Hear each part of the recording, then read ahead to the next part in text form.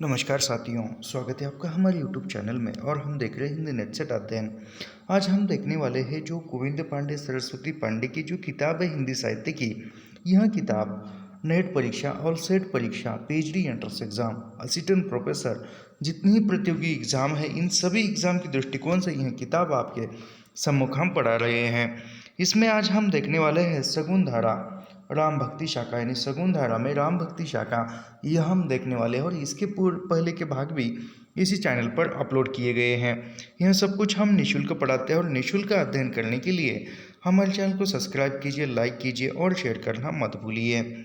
अलवार भक्तों में यह हम प्रारंभ करते हैं। अलवार भक्तों में षटकोप को राम भक्ति का प्रथम कवि माना जाता है। यानी अलवार भक्तों में किसको प्रथम कवि माना जाता है? तो षटकोप नामक एक राम भक्त कवि है, उसको प्रथम कवि माना जाता है। राम भक्ति काव्य का प्रथम कवि किसको माना जाता है? तो षटकोप को माना जाता है। फिर षटकोप की किताब का नाम है सहस्त्र गीत। यानी षटकोप की किताब का नाम क्या है?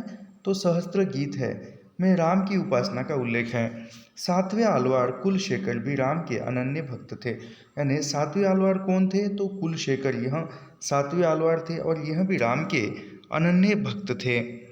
श्री संप्रदाय के आदि आचार्य रंगनाथ मुनि को राम भक्ति परंपरा का प्रथम आचार्य, यानी राम भक्ति परंपरा का प्रथम आचार्य किसको माना जाता है? तो राम भक्ति आचार्य का नहीं, राम भक्ति श्री संप्रदाय के, यानी रंगनाथ मुनि, आचार्य रंगनाथ मुनि यह श्री संप्रदाय के थे। और इनको ऐसे यहाँ पर तीन प्रश्न बनते हैं। देखो, श्री संप्रदाय के कौन थे? रंगनाथ मुनि थे। और रंगनाथ मुनि किस भक्ति परंपरा में आते थे? तो राम भक्ति परंपरा में आते थे। और वह राम भक्ति परंपरा के प्रथम आचार्य कौन है? तो रंगनाथ मुनि है, याद रखिए। और रंगनाथ मुनि श्री संप्रदाय से संबंधित है। श्री संप्रदाय में विष्णु और लक्ष्मी की उपासना मान्य है। यानी श्री संप्रदाय में विष्णु और लक्ष्मी की उपासना मान्य है, याद रखिए, पूछा जा सकता है परीक्षा में। आगे बढ़ते हैं। रामानुजाचार्य ने अद्वैत वेदांत का अखंड खंडन कर विशिष्ट द्वैतवाद की स्थापना की। यानी रामानुजाचार्य ने अद्वैत वेदांत का खंडन किया, छोड़ दिया, विरोध किया और विशिष्ट द्वैतवाद की स्थापना की, जिसके अनुसार ब्रह्म के ही अंश जगत के सारे प्राणी, यानी किस वाद के अनुसार ब्रह्म के ही अंश जगत के सारे प्राणी है, तो विशिष्ट द्वैतवाद के अनुसार। अलवार षटकोप के 5 पीढ़ी के पीछे रामानुजाचार्य हुए। यानी अलवार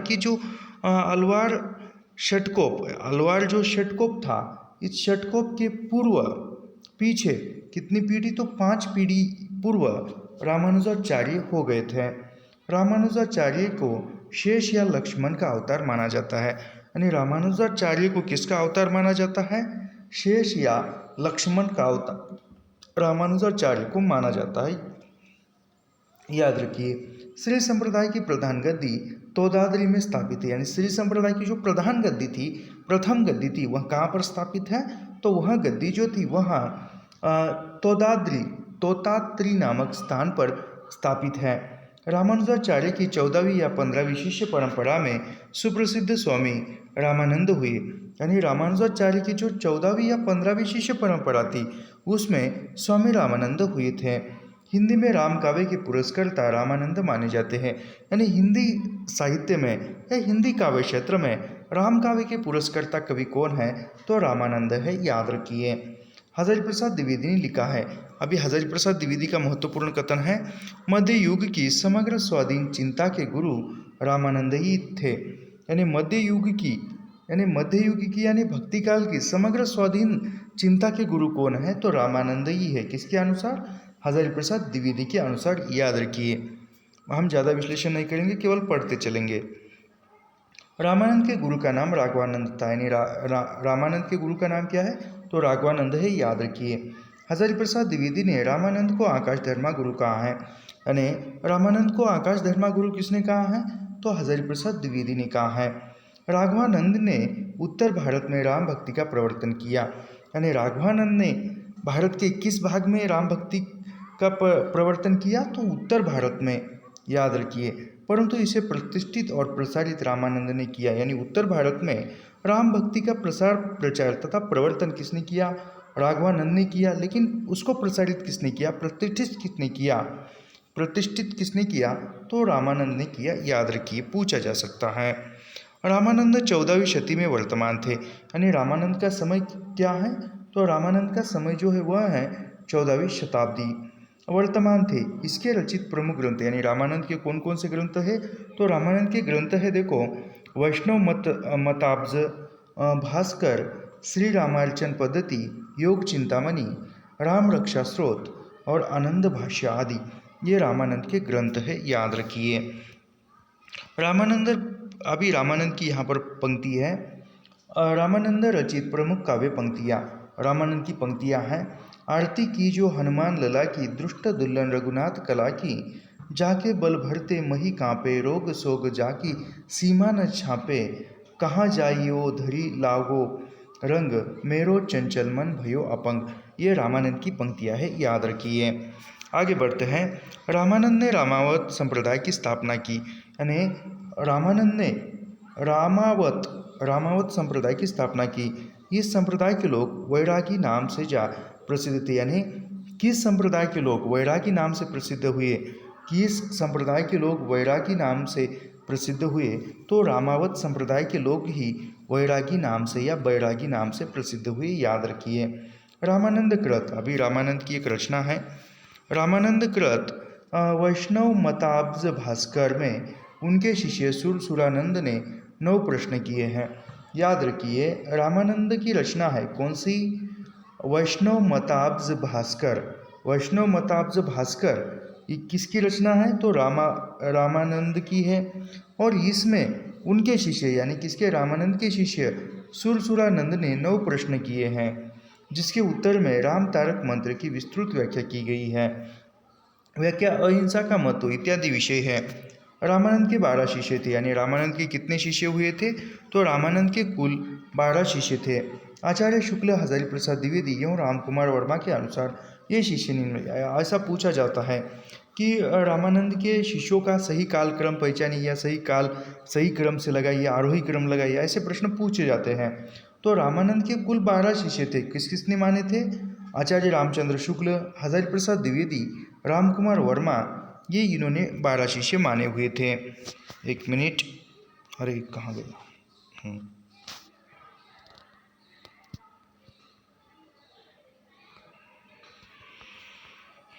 तो सबसे प्रथम हजारी प्रसाद द्विवेदी के अनुसार वह 12 शिष्य कौन है? तो हजारी प्रसाद द्विवेदी के अनुसार पहला शिष्य है अनंतानंद, सुखानंद, सुरसुरानंद, नरहरियानंद, भावानंद, पीपा, कबीरदास, सेन, धना, ये रामचंद्र शुक्ल के अनुसार। उसके बाद रैदास, पद्मावती और सुरसुरी, यह किसने माने हैं रामानंद के 12 शिष्य? तो यह रामचंद्र शुक्ल ने माने हैं। अभी हजारी प्रसाद द्विवेदी क्या कहते हैं? और हजारी प्रसाद द्विवेदी आशानंद को प्रथम मानते हैं शिष्य, दूसरा सुखानंद, फिर सुरसुरानंद, परमानंद, भवानंद, पीपा राजपूत जाति के थे, कबीर जुलाहा थे, सेना नाई था और धन्ना जाट था।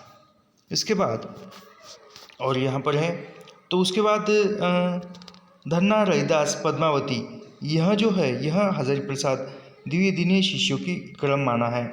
उसके बाद है रामकुमार वर्मा भी अनंतानंद को मानते हैं, सुखानंद, सुरेश्वरानंद, नरहरियानंद, भावानंद, योगानंद, पीपा, कबीर और सेन, ये इनको मानते हैं। कौन? रामकुमार वर्मा। अभी अनंतानंद के शिष्य, फिर अनंतानंद के शिष्य कृष्णदास पयहारी सर्वप्रथम गलता अजमेर राज्य में रामानंद संप्रदाय की गद्दी स्थापित की।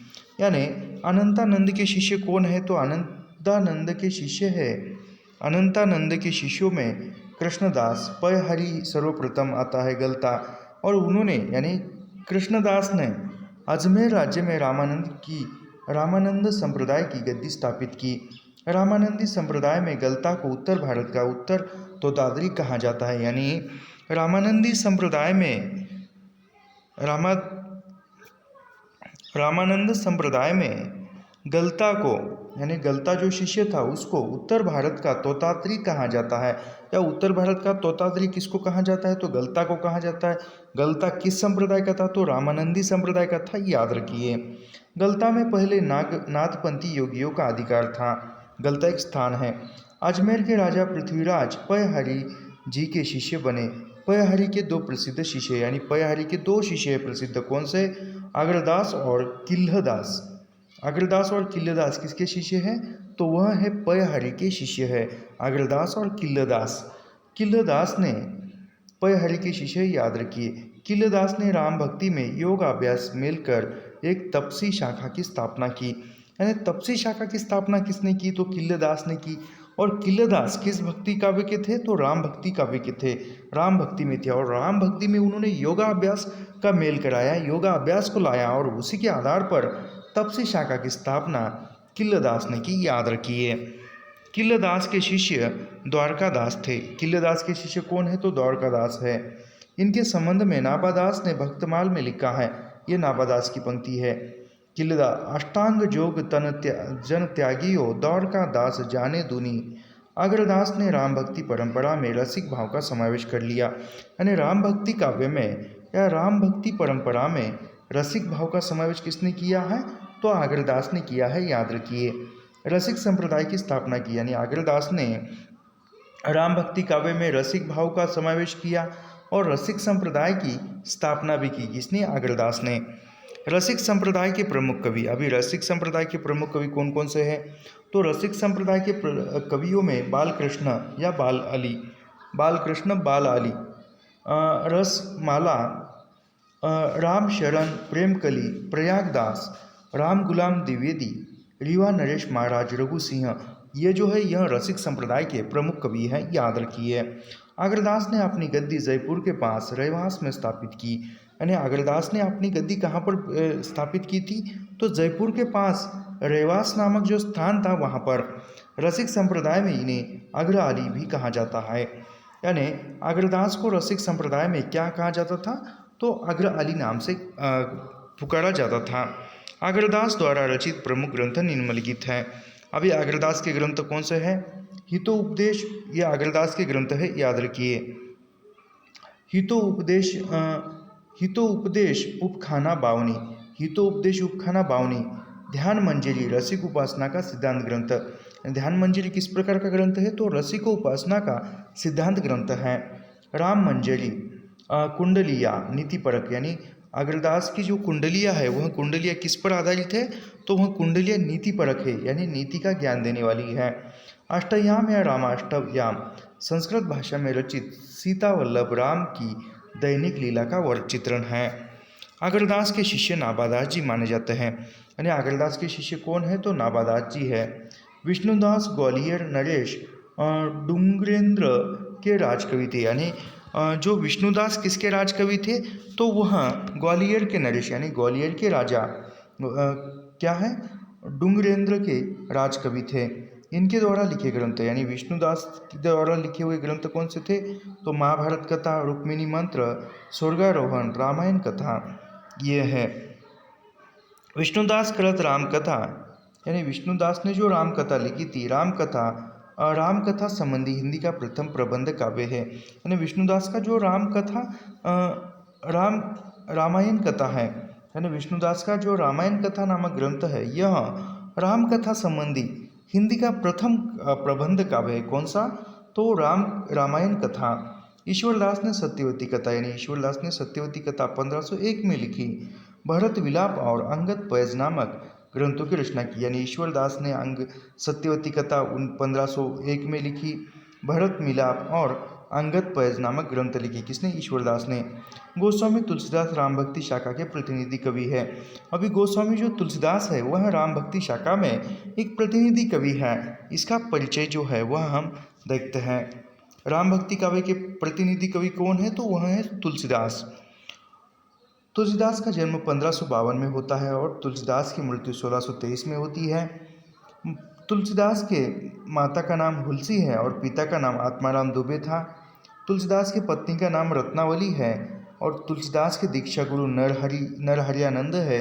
और शिक्षा गुरु जो है यानी दीक्षा गुरु नरहरियानंद है। तुलसीदास का शिक्षा गुरु दीक्षा गुरु यानी जो दीक्षा गुरु है, राम के प्रति ये करने वाले गुरु कौन है, तो नरहरियानंद है। और शिक्षा गुरु यानी पढ़ाई लिखाई करने वाले वो शेष सनातन हैं। अभी तुलसीदास के जन्म स्थान के आधार पर यानी तुलसीदास का जो जन्म हुआ था उसके आधार पर अनेक विद्वानों में मतभेद है। वह मतभेद क्या क्या है देखते हैं। जैसे यहाँ पर सुकरखेत सोरो जिला एटा यानी सुकरखेत सोरो जिला एटा, यहाँ पर तुलसीदास का जन्म हुआ है। कौन कौन से विद्वान मानते हैं, तो लाला सीताराम, गौरीशंकर द्विवेदी, हजारी प्रसाद द्विवेदी, रामनरेश त्रिपाठी, रामदत्त भारद्वाज, गणपति चंद्र गुप्त। यह विद्वान जो है तुलसीदास का जन्म सुकरखेत सोरो जिला एटा में हुआ है ऐसा मानते हैं। दूसरा जो है वह है राजापुर जिला बांदा, यानी तुलसीदास का जन्म राजापुर जिला बांदा में हुआ ऐसा कौन से विद्वान मानते हैं। उसमें है बेनी माधव दास, महात्मा रघुवीर दास, महात्मा रघुवर दास, शिवसिंह सेंगर, राम गुलाम द्विवेदी और आचार्य रामचंद्र शुक्ल ने रामचंद्र शुक्ल ने तुलसीदास का जन्म राजापुर जिला बांदा में हुआ है माना है। उसके बाद देखते हैं अगला, रामचंद्र शुक्ल तुलसीदास को स्मार्त वैष्णव मानते हैं। यानी तुलसीदास को स्मार्त वैष्णव कौन मानता है, तो वह मानते हैं तुलसीदास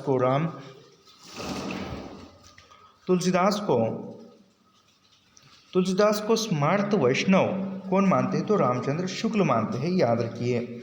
आचार्य शुक्ल के अनुसार हिंदी काव्य की प्रौढ़ता के युग का आरंभ गोस्वामी तुलसीदास द्वारा हुआ। यानी शुक्ल क्या कहते हैं कि हिंदी काव्य की जो प्रौढ़ता है उसका आरंभ गोस्वामी तुलसीदास से हुआ है, ऐसा रामचंद्र शुक्ल मानते हैं।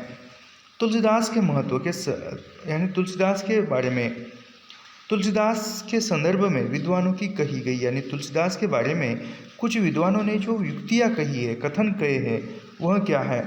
यानी विद्वान नाभादास क्या कहते हैं तुलसीदास को नाभादास कहते हैं कि कलिकाल का वाल्मीकि, यानी तुलसीदास को कलिकाल का वाल्मीकि किसने कहा है, तो नाभादास ने कहा है। आगे मुगल काल का सबसे महान व्यक्ति, यानी स्मिथ ने तुलसीदास को मुगल काल का सबसे महान व्यक्ति कहा है। गिरियर्सल ने क्या कहा है तुलसीदास को, तो बुद्ध देव के बाद सबसे बड़ा लोकनायक, यानी बुद्ध देव के बाद सबसे बड़ा लोकनायक गिरियर्सल ने कहा है। मधुसूदन सरस्वती आनंद कानने कक्षी चटुतथु कविता मंजरी यस्य राम भ्रमर भूषिता, ये किसकी पंक्ति है, तो यह है मधुसूदन सरस्वती की। फिर रामचंद्र शुक्ल क्या कहते हैं, शुक्ल का कथन काफ़ी इम्पोर्टेंट है। शुक्ल कहते हैं कि इनकी वाणी की पहुँच मनुष्य के सारे भाव व्यवहारों तक है। यानी रामचंद्र शुक्ल क्या कहते हैं तुलसीदास के बारे में, तुलसीदास की जो वाणी है वह वाणी मनुष्य के सारे भावों की व्यवहार तक है, यानी मनुष्य के सभी भावों तक पहुँचती है तुलसीदास की वाणी, ये रामचंद्र शुक्ल मानते हैं। एक और तो वह व्यक्तिगत साधना के मार्ग में विरागपूर्ण शुद्ध भगवत भजन का उपदेश करती है, दूसरी ओर लोक पक्ष में आकर पारिवारिक और सामाजिक कर्तव्यों का सौंदर्य दिखाकर मुग्ध कराती है। रामचंद्र शुक्ल का अन्य कथन है, यह एक कवि ही हिंदी को प्रौढ़ साहित्यिक भाषा सिद्ध करने के लिए काफ़ी है। यानी रामचंद्र शुक्ल का यह कथन इम्पोर्टेंट है, यह एक कवि ही, यानी यह जो तुलसीदास जो यह एक कवि है वह एक कवि ही हिंदी को प्रौढ़ साहित्यिक भाषा सिद्ध करने के लिए काफ़ी है, ये रामचंद्र शुक्ल का कथन है। आगे देखते हैं, ये भी शुक्ल का कथन है। तुलसीदास जी उत्तरी भारत की समग्र जनता के हृदय मंदिर में पूर्ण प्रेम प्रतिष्ठा के साथ विराज रहे हैं। यानी रामचंद्र शुक्ल क्या कहते हैं, तुलसीदास जो है जो उत्तर भारत की समग्र जनता है, उत्तर भारत में जितने ही लोग रहते हैं उन जनता के हृदय मंदिर में पूर्ण प्रेम प्रतिष्ठा के साथ विराजमान है। यानी पूर्ण प्रेम प्रतिष्ठा के साथ उत्तर भारत के जनता के मन में बसे हुए हैं, ये रामचंद्र शुक्ल तुलसीदास के बारे में कहते हैं। अगला कथन है हजारी प्रसाद द्विवेदी, भारतवर्ष का लोकनायक वही हो सकता है जो समन्वय करने की अपार धैर्य लेकर आया हो। यानी हजारी प्रसाद द्विवेदी कहते हैं भारतवर्ष का लोकनायक वही हो सकता है। यानी हजारी प्रसाद द्विवेदी क्या कहते हैं कि लोकनायक कहते हैं, भारतवर्ष का लोकनायक वही हो सकता है जो समन्वय करने का अपार धैर्य लेकर आया हो। रामविलास शर्मा ने तुलसीदास को जातीय कवि कहा, ये याद रखिए। रामविलास शर्मा कुमार नहीं, रामविलास शर्मा ने तुलसीदास को जातीय कवि कहा और अमृतलाल नागर ने मानस का हंस यह उपन्यास भी है और हमारे नेट के पाठ्यक्रम में है। इसका प्रकाशन जो होता है, इसका प्रकाशन 1972 में होता है, मानस का हंस उपन्यास का अमृतलाल नागर का। गोस्वामी तुलसीदास रामानुजाचार्य के श्री संप्रदाय और विशिष्ट द्वैतवाद से प्रभावित थे। यानी तुलसीदास जो थे वह रामानुजाचार्य के जो श्री संप्रदाय था, यानी गोस्वामी तुलसीदास किस संप्रदाय से प्रभावित थे, तो वह श्री संप्रदाय से प्रभावित थे और विशिष्ट द्वैतवाद से भी प्रभावित थे। एक बात याद रखिए, ऐसे घुमा फिराकर आजकल प्रश्न बन रहा है। गोस्वामी तुलसीदास रामानुजाचार्य के श्री संप्रदाय और विशिष्ट द्वैतवाद से प्रभावित है। यार श्री संप्रदाय और विशिष्ट द्वैतवाद किसका था, तो रामानुजाचार्य का था। और रामानुजाचार्य का श्री संप्रदाय और विशिष्ट द्वैतवाद से प्रभावित कौन थे, तो गोस्वामी तुलसीदास थे। आगे बढ़ते हैं। गोस्वामी तुलसीदास की गुरु परंपरा का क्रम इस प्रकार है। अभी तुलसीदास का जो गुरु परंपरा है, वह गुरु परंपरा का क्रम पूछा जा सकता है। सबसे तुलसीदास की गुरु परंपरा यदि पूछी जाए तो सबसे प्रथम आते हैं राघवानंद, फिर राघवानंद के शिष्य कौन हुए, रामानंद, फिर रामानंद के शिष्य हुए अनंतानंद, फिर अनंतानंद के शिष्य हुए नरहरियानंद। नरहरियानंद का ही नाम हरिदास है और नरहरियानंद के शिष्य हुए तुलसीदास। यह जो गुरु परंपरा है या गुरु परंपरा का क्रम है, परीक्षा में पूछा जा सकता है। सबसे प्रथम आते हैं राघवानंद, फिर रामानंद और फिर अनंतानंद। हम इसको थोड़ा उल्टी तरीके से देखते हैं। अभी देखते हैं तुलसीदास के गुरु का नाम क्या है, नरहरियानंद या नरहरिदास। फिर नरहरिदास का गुरु कौन है, अनंतानंद, और अनंतानंद का गुरु कौन है, रामानंद, और रामानंद का गुरु कौन है, तो वह है राघवानंद। ये याद रखिए, पूछा जा सकता है। तुलसीदास की गुरु परंपरा का क्रम पूछा जा सकता है परीक्षा में। हम फिर से एक बार इसको विश्लेषित करते हैं। राघवानंद, रामानंद, यानी राघवानंद के शिष्य का नाम रामानंद, रामानंद के शिष्य का नाम अनंतानंद, अनंतानंद के शिष्य का नाम नरहरियानंद और नरहरियानंद के शिष्य का नाम तुलसीदास। फिर से एक बार उल्टा, तुलसीदास के गुरु का नाम नरहरिदास या नरहरियानंद, फिर नरहरिदास या नरहरियानंद के गुरु का नाम अनंतानंद, फिर अनंतानंद के गुरु का नाम रामानंद और रामानंद के गुरु का नाम राघवानंद। यह क्रम याद रखिए। रत्नावली के निम्न कथन पर तुलसीदास ने वैराग्य धारण किया। जब हमने अध्ययन करते हैं कि इसका जो मानस का हंस उपन्यास है उसका, तो वह किस प्रकार उसने वैराग्य धारण किया अपनी पत्नी रत्नावली के कथन पर। वह कथन कौन सा था, लाज न लागत आपको दोहरे अबहु साथ, धिक धिक ऐसे प्रेम को कहाँ कहियो मैं नाथ, अस्ति चर्म मय देह ममता है ममता में जैसी प्रीति, तैसी जो श्री राम मह होती न तो बहुभीति। यह कथन जब रत्नावली ने सुनाया तो उसने संसार त्याग कर उन्होंने वैराग्य धारण किया। गोस्वामी तुलसीदास के स्नेही मित्रों में, यानी गोस्वामी तुलसीदास के स्नेही मित्र यानी उनके प्रेमी मित्र कौन थे, तो नवाब अब्दुल रहीम खान खाना, महाराज मानसिंह, नापादास, मधुसूदन सरस्वती, टोडरमल का नाम प्रसिद्ध है। यानी तुलसीदास के स्नेही मित्र कौन कौन है, याद रखिए, नवाब अब्दुल रहीम खान खाना, महाराज मानसिंह, नापादास, मधुसूदन सरस्वती और टोडरमल। यह जो है तुलसीदास के स्नेही मित्र थे। टोडर की मृत्यु पर तुलसीदास ने कई दोहे लिखे थे। यानी जब टोडरमल की मृत्यु हुई और उस टोडरमल की मृत्यु पर तुलसीदास ने कई दोहे लिखे थे, उसमें से ही कुछ पंक्तियाँ है, दोहे है। चार गांव को ठाकुरों मन को महामहिम, तुलसी यहाँ कलिकाल में आता है टोडरदीप। ये तुलसीदास का दोहा है। किसके बारे किसकी मृत्यु पर लिखा है, तो टोडरमल की मृत्यु पर लिखा है। राम धाम टोडर गए तुलसी भय असोच, जियबो गीत पुनीत बिनु आहे यानी संकोच। रहीमदास ने तुलसी के संदर्भ में निम्न दोहा लिखा है। अभी रहीमदास ने तुलसीदास के बारे में लिखा है, सुरतीय नरतीय नागतीय सब चाहती अस होय, गोद लिए हुलसी फिरे तुलसी सो सुत होय। ये किसका है, तो यह रहीमदास का है, याद रखिए। गोस्वामी तुलसीकृत 12 ग्रंथों को ही प्रामाणिक माना जाता है, यानी रामचंद्र नहीं, गोस्वामी तुलसीदास के कितने ग्रंथ प्रामाणिक माने जाते हैं? तो 12 ग्रंथ ही प्रामाणिक माने जाते हैं। इसमें से 12 ग्रंथों में 5 जो है बड़े ग्रंथ है और 7 जो है छोटे ग्रंथ है। उदय भानु सिंह के अनुसार, अभी जो किस विद्वान का नाम याद रखिए, उदय भानु सिंह के अनुसार गोस्वामी तुलसीकृत यानी गोस्वामी तुलसीदास की जो रचनाओं का कालक्रम है किसके अनुसार है? तो उदय भानु सिंह के अनुसार है। पहली रचना है वैराग्य संदीपिनी। वैराग्य संदीपिनी कब की है? तो 1626-27 की है। रामाज्ञा प्रश्न यह दोहावली रामायण है, यह 1627 है। रामलला नचऊ यह 1628-29। जानकी मंगल 1629 की है। रामचरितमानस 1631 का है। ये रामचरितमानस का प्रकाशन गलत है शायद, देखते हैं बाद में। 1631 रामचरितमानस। पार्वती मंगल 1643। कृष्ण गीतावली 1643-60। गीतावली पदावली रामायण है और ये 1630 या 70 का है। विनय पत्रिका का विनयावली राम गीतावली, यानी विनय पत्रिका में क्या है? तो गीतायावली और राम गीतावली, ये 1631 या 79 है। दोहावली का प्रकाशन 1626-80 है। भैरवी रामायण को ही बड़वा कहा जाता है, इसका प्रकाशन 1630 या 80 है। कवितावली या कवितावली हनुमान बाहुक समेत है, यानी कवितावली में हनुमान बाहुक जो रचना है वह भी समेत है, इसका भी प्रकाशन 1631 में होता है। तुलसी की 5 लघु कृतियाँ। अभी तुलसीदास के जो 12 ग्रंथ देखे हमने, उस 12 ग्रंथों में 7 जो है प्रबंध काव्य है, बड़े काव्य है, और वह जो 5 छोटे काव्य है या छोटे ग्रंथ है वह कौन से हैं? लघु का मतलब होता है छोटे।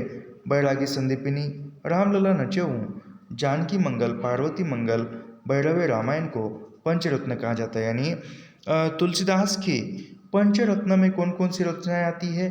तो तुलसीदास की पंचरत्न में बैरागी संदीपिनी, रामलला नचऊ, जानकी मंगल, पार्वती मंगल और भैरवे रामायण, यह पंचरत्न में आती है और इन 5 रचनाओं को पंचरत्न कहा जाता है। कृष्णदत्त मिश्र ने अपनी पुस्तक गौतम चंद्रिका में तुलसीदास की रचनाओं के अष्टायोग का उल्लेख किया है। यानी कृष्णदत्त मिश्र की किताब कौन सी है? तो गौतम चंद्रिका। गौतम चंद्रिका किसकी किताब है? तो कृष्णदत्त मिश्र की है, याद रखिए। और इस कृष्णदत्त मिश्र ने गौतम चंद्रिका में तुलसीदास की रचनाओं के अष्टयोग का उल्लेख किया है। ये 8 अंग, यानी फिर वह अष्टयोग कौन से थे या 8 अंग कौन से थे?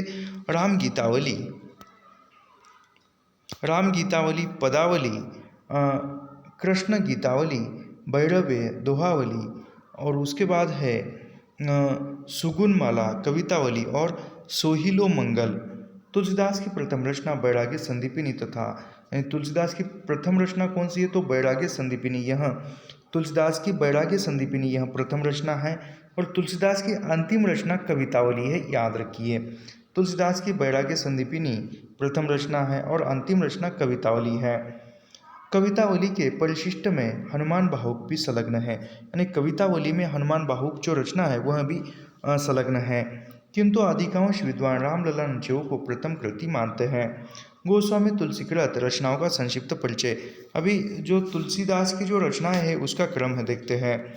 बैराग्य संदीपिनी यह एक मुक्तक काव्य है, ब्रज भाषा में लिखा है और इसमें बैराग्य संदीपिनी यह दोहा और सोरठा छंद में लिखित है।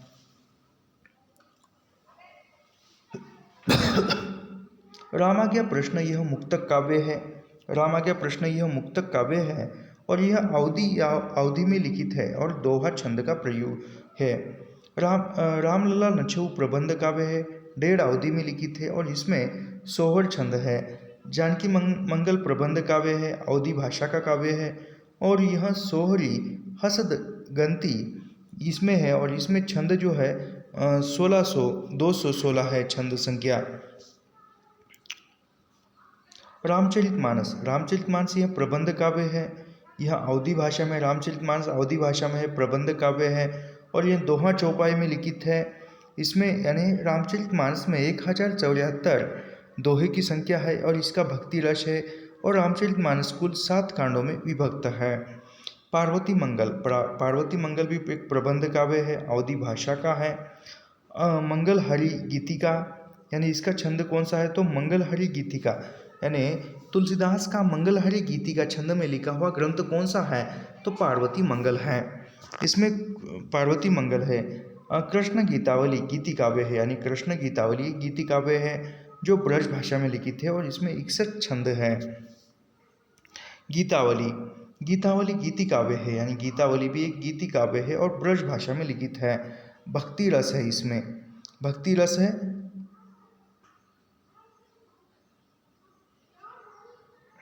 नहीं, एक मिनट, हाँ, गीतावली एक गीति काव्य है, ब्रज भाषा में लिखित है और इसमें गीतावली में वात्सल्य रस और भक्ति रस है और उसके बाद साथ ही यह 7 कांडों में विभक्त है।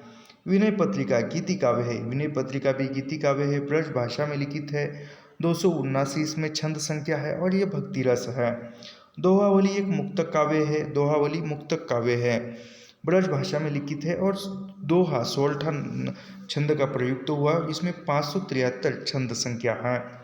भैरव रामायण मुक्तक काव्य है, अवधी भाषा में है। भैरव रामायण भी मुक्तक काव्य है और अवधी भाषा में लिखित है। भैरव छंद का प्रयोग हुआ है, 69 इसमें छंद है, भैरव छंद 69 है। 7 कांड है। कवितावली एक मुक्तक काव्य है, ब्रज भाषा में रचित है। इसमें कवित्व और छपय यानी कवित्व और छपय कवितावली ग्रंथ में छंद प्रयुक्त हुए और यह भी 7 कांडों में विभक्त है। रामचरितमानस की रचना, एक मिनट, रामचरितमानस की जो रचना है वह रचना 1574 में चैत्र शुक्ल रामनवमी मंगलवार को हुआ। इसकी रचना में कुल यानी रामचरितमानस की रचना करते समय तुलसीदास को 2 वर्ष 7 महीना 26 दिन लगे थे। यानी तुलसीदास ने रामचरितमानस की रचना कितने दिनों में की, 2 वर्ष 7 महीने और 26 दिन में की। रामाज्ञा प्रश्न एक ज्योतिष ग्रंथ है, यानी रामाज्ञा प्रश्न किस प्रकार का ग्रंथ है, तो ज्योतिष ग्रंथ है। कृष्ण गीतावली में गोस्वामी ने कृष्ण से संबंधित पदों की रचना की तथा पार्वती मंगल में पार्वती और शिव के विवाह का वर्णन किया। कृष्ण गीतावली जो तुलसीदास ने रचना लिखी है, कृष्ण गीतावली में तुलसीदास ने कृष्ण से संबंधित पदों की रचना की है, किसमें, कृष्ण गीतावली। और पार्वती मंगल में जब शिव और पार्वती के विवाह का वर्णन पार्वती मंगल ग्रंथ में है। रामचरितमानस और कवितावली में गोस्वामी ने कलिकाल का वर्णन किया है। यानी तुलसीदास ने कलिकाल का वर्णन किन किन ग्रंथों में किया है, रामचरितमानस और कवितावली। रामचरितमानस और कवितावली में तुलसीदास ने कलिकाल का वर्णन किया है। कवितावली में बनारस काशी के तत्कालीन समय के फैले महामारी का वर्णन उत्तराखंड में किया है। यानी कवितावली ग्रंथ में जब बनारस काशी के उस समय में जो महामारी फैली थी उसका वर्णन कवितावली के उत्तरकांड में किया हुआ है। तुलसीदास ने अपने बाहु रोग से जब पीछे जूनियर लेक्चरर का परीक्षा हुआ था तेलंगाना का, उसमें यह प्रश्न पूछा था कि बाहु रोग से मुक्ति के लिए तुलसीदास ने कौन सा ग्रंथ लिखा था, तो हनुमान बाहुक। तुलसीदास ने अपने बाहु रोग से मुक्ति के लिए हनुमान बाहुक की रचना की। आचार्य रामचंद्र शुक्ल ने रामचरितमानस को लोक मंगल की साधना अवस्था का काव्य माना है। याद रखिए, रामचंद्र शुक्ल ने रामचरितमानस को लोक मंगल की साधना अवस्था का काव्य माना है। किसने माना है, तो आचार्य रामचंद्र शुक्ल ने माना है। आगे बढ़ते हैं। मानस में 7 कांड, यानी रामचरितमानस में कितने कांड है, तो रामचरितमानस में कुल 7 कांड है। रामचरितमानस में कुल कितने 7 कांड है। और 7 कांड कौन से है, बाल कांड, अयोध्या कांड, अरण्य कांड, किष्किंधा कांड, सुंदर कांड और लंका कांड और अंतिम है उत्तर कांड। कभी कभी रामचरितमानस के 7 कांडों का सही क्रम लगाइए, ऐसा प्रश्न पूछ सकता है। तो याद रखिए, सबसे प्रथम आता है बाल कांड, यानी कोई भी व्यक्ति यदि है तो वह सबसे प्रथम बाल्य अवस्था में होता है और फिर वह बड़ा होता है। जैसे राम सबसे प्रथम बाल्य अवस्था में थे तो बाल कांड हुआ। फिर वह कहाँ पे थे, तो फिर वह अयोध्या कांड यानी वो उनका जीवन जो है, राम कहाँ के थे, अयोध्या के थे, यानी वो अयोध्या में पले बड़े, यानी अयोध्या का चित्रण। उसके बाद अरण्य कांड का मतलब क्या है कि वो उसको वनवास मिला और अरण्य में जंगल में गए। फिर उसके बाद आता है किष्किंधा कांड।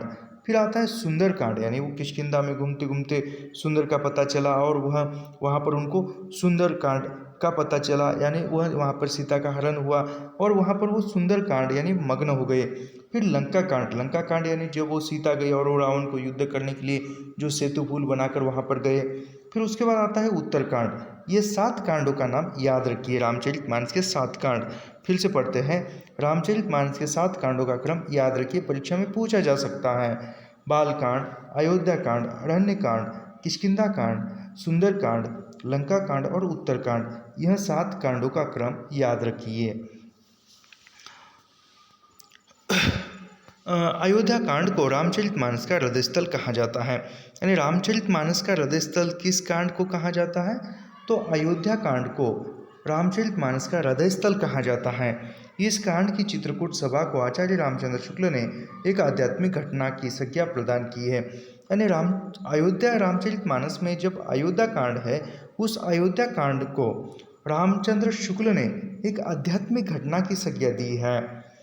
चित्रकूट सभा किसको माना है, तो लोक नीति, वेद नीति, लोक नीति एवं राजनीति तीनों का समन्वय दिखाई देता है। चित्रकूट सभा यानी क्या है, उसमें वेद नीति, लोक नीति, राजनीति, इन तीनों का संबंध दिखाई देता है। कहाँ पर, चित्रकूट सभा में।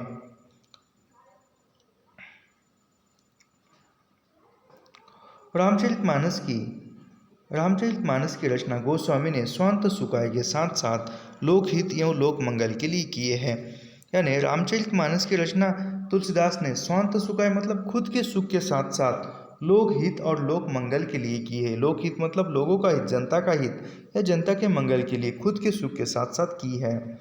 रामचरितमानस के मार्मिक स्थल निम्नलिखित है। अभी रामचरितमानस के मार्मिक स्थल कौन कौन से हैं, तो उसमें है राम का अयोध्या त्याग और पति के रूप में वनगमन, चित्रकूट में राम और भगत का मिलन, शबरी का आतिथ्य, लक्ष्मण को शक्ति लगने पर राम का विलाप, भरत की प्रतीक्षा आदि।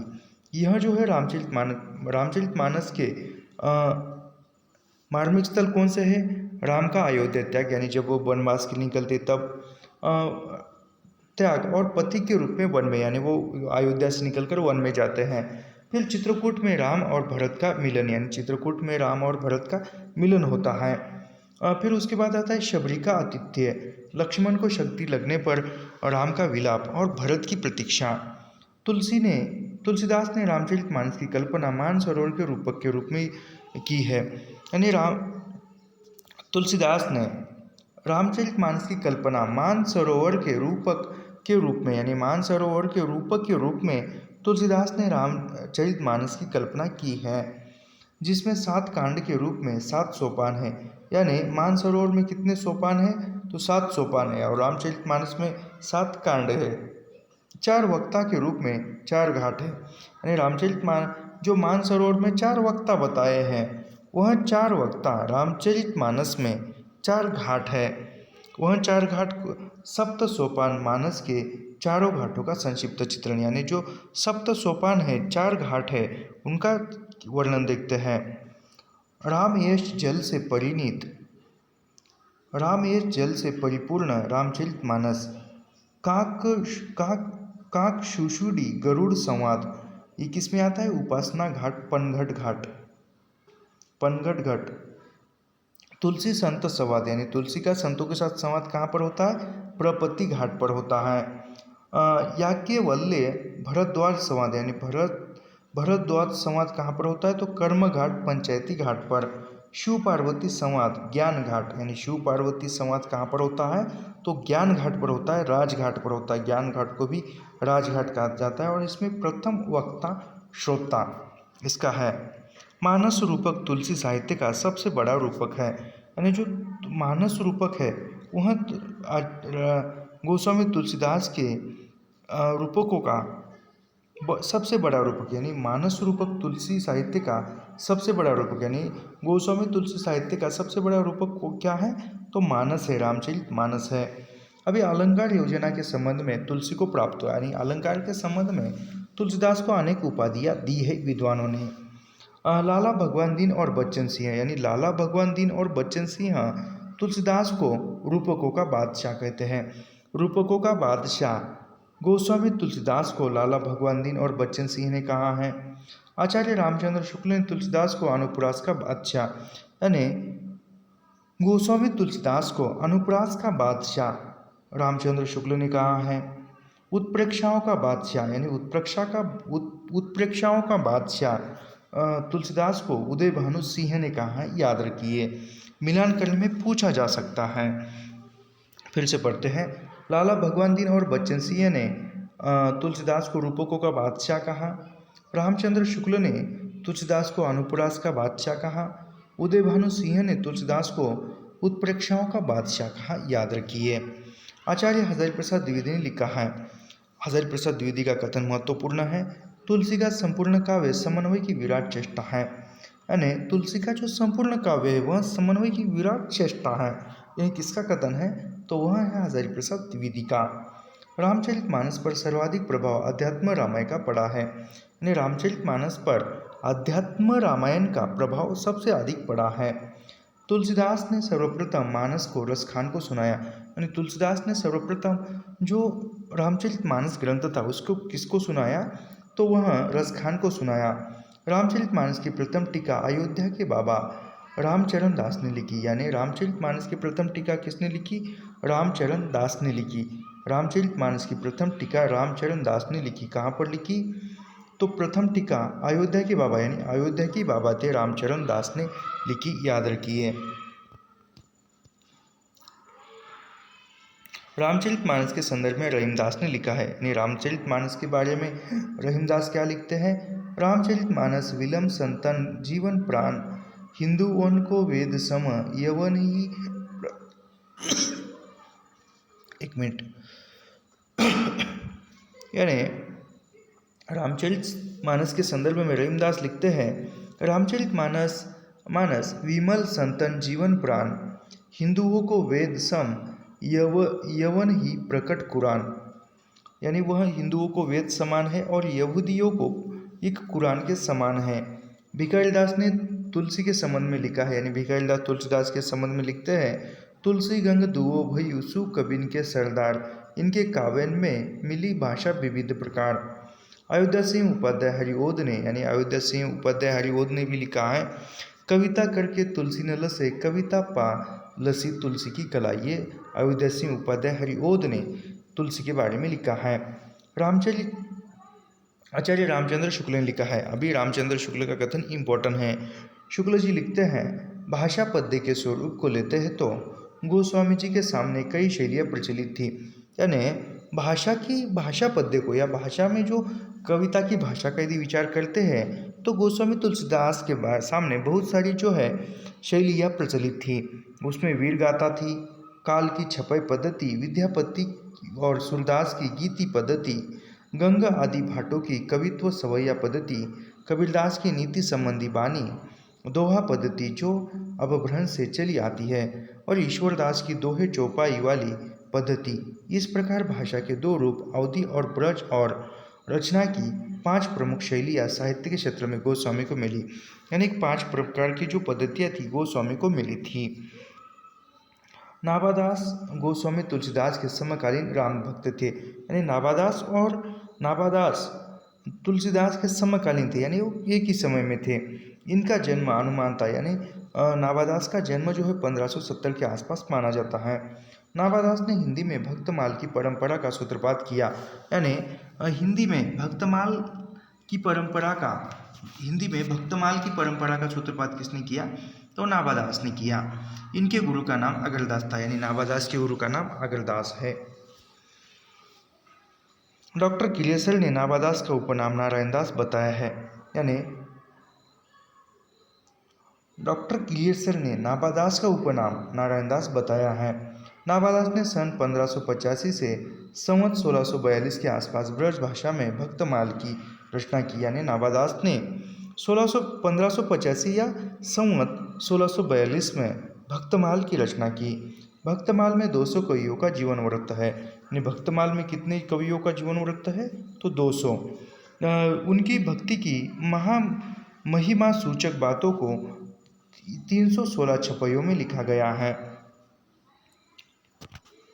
तो 1 मिनट कितना है, यहाँ पर हम रुकते हैं। ऐसे ही अध्ययन करने के लिए हमारे चैनल को सब्सक्राइब कीजिए, लाइक कीजिए और शेयर करना मत भूलिए। मिलते हैं नेक्स्ट वीडियो में। धन्यवाद।